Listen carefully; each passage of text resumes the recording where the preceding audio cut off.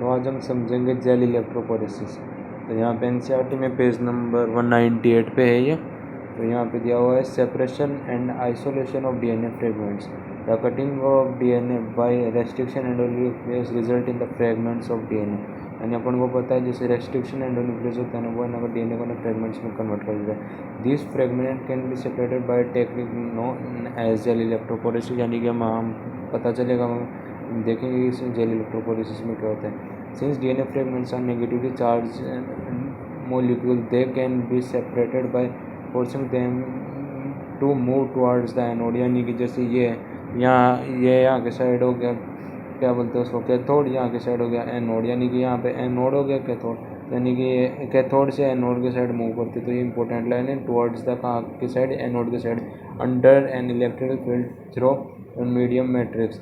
Nowadays the most commonly used matrix is agarose, है ना, क्या बोलते हैं agarose या agarosel, यानी which is naturally polymerized excreted from seaweed। यानी कि ये इंपॉर्टेंट लाइन है, कॉमनली यानी कि agarosel यानी मतलब which medium which are used in gel electrophoresis, agarose medium है ना। और विच ये किसका पॉलीमर होता है ना, मतलब एक्सक्रेटेड फ्रॉम सीवीड या फिर है ना red algae. The DNA fragments are separated and resolved according to the size and through the sieving effects provided by the agarose। यानी कि जैसे कि ये एक ऐसा मीडियम है, यानी कि एक ऐसा सिस्टम होता है जिसके अंदर ना आपने साइज़ के अकॉर्डिंग, यानी सबसे बड़ी साइज़ यहाँ पे सबसे बड़ी साइज़ का हो जाएगा, सबसे छोटी साइज़ का ऐसे के हिसाब से हो जाएगा यहाँ पे, है ना।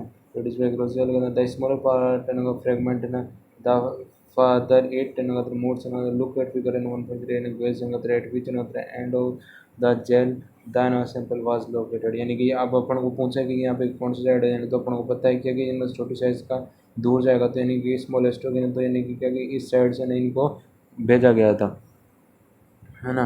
तो फिर उसके अलावा तो यहाँ पे आ गया the separated DNA fragment can be visualized only after staining with DNA with a compound known as ethidium bromide. यानी कि अगर जैसे ना अपन को ना जैसे इनको ये सेपरेट कर दिया तो अपन इनको नॉर्मली देख नहीं पाएंगे।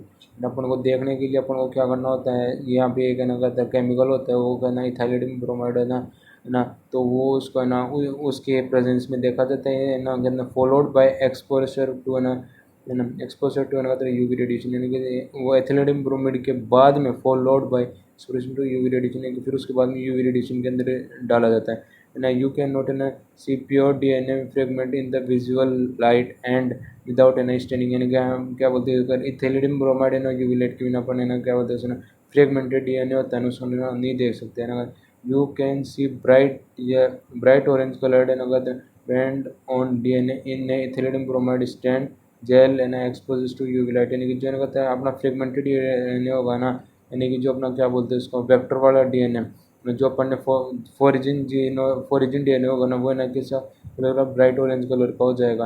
दीज कहते हैं separated band of DNA are cut from an agarose gel and extracted from gel piece. यानी कि जैसे मान लो क्या कि ये जेल का पीस है, यानी कि यानी यहाँ पे अपन को मिला है क्या कि ब्राइट ऑरेंज कलर का, तो अपन यहाँ से कैंची से काटेंगे है ना। यानी कि जो भी वो जो भी है ना जो भी इंस्ट्रूमेंट होता है उसकी वजह से अपन उसको काटेंगे ना और उसको ना सेपरेट कर लेंगे, उसी को क्या बोलते हैं, इल्यूशन बोलते हैं। ये इंपॉर्टेंट लाइन है।